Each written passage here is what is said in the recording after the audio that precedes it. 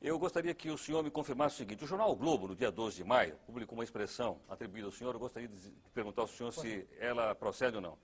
Ele diz o seguinte: o senhor teria dito que a classe política brasileira é representada pela escória da sociedade. O senhor disse isso? Disse com os mesmos termos. Então, eu quero respeitosamente perguntar ao senhor o seguinte: isso? Não, por isso não quis ser candidato a nada.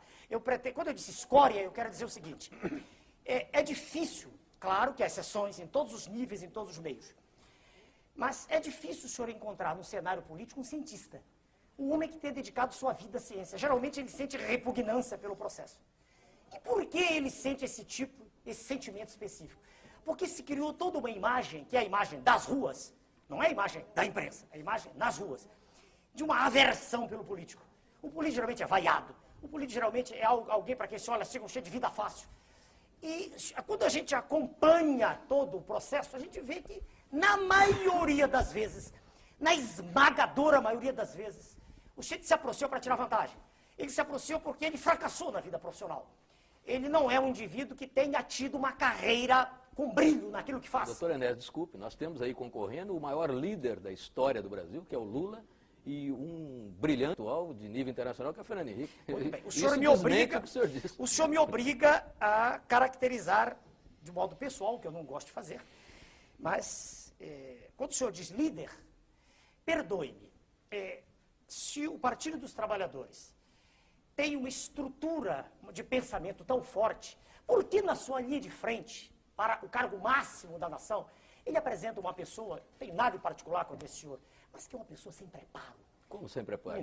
O por preparo favor, só se adquire na academia? Exatamente. Chegaremos lá. De preparo, isso não faz sentido. Ao sábio. Não, preparo. Eu nunca disse que era sábio, senhor. Não digo isso. Eu sou um estudioso de ciência. Veja bem, quando eu digo sem preparo, vamos ser claros, todos nós.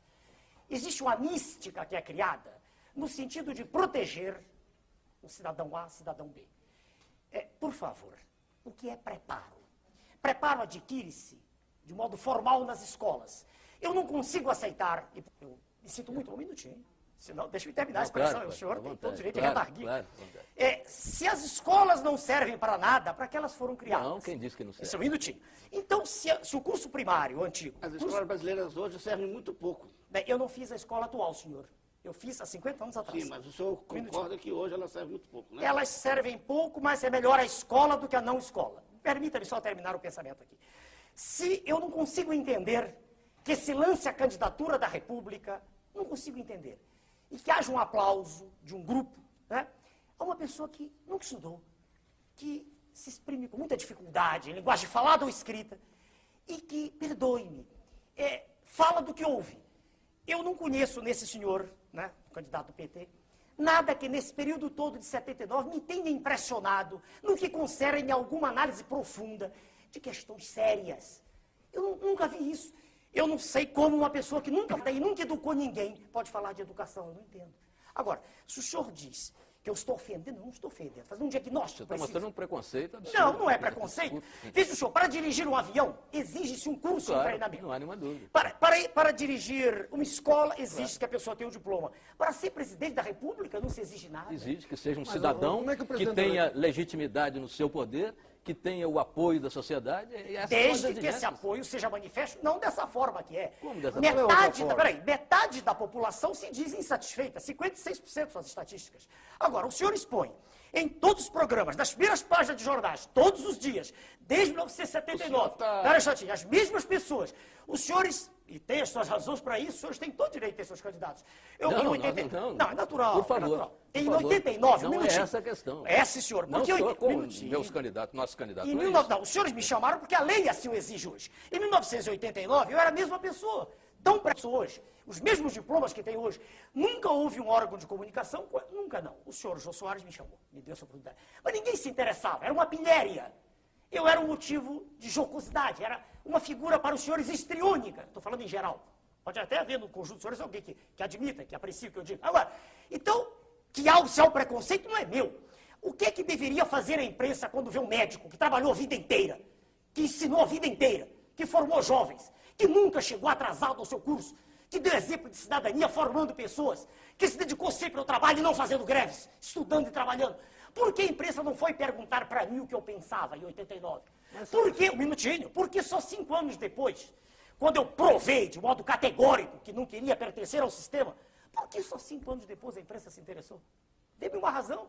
Eu dizia as mesmas coisas. Qual é a vantagem que tem o cidadão que educou, formou, etc. E tal, ele um operário comum, não estou me referindo ao aluno, um operário que educou seus filhos, que ensinou os seus filhos, que trabalhou a vida inteira e que fez greve também, que é constitucional, perfeitamente constitucional. O seu viés autoritário transforma a greve num pecado mortal. Está na Constituição. A greve é um direito inalienável do trabalhador. Eu nunca disse o contrário, está no manifesto do meu partido.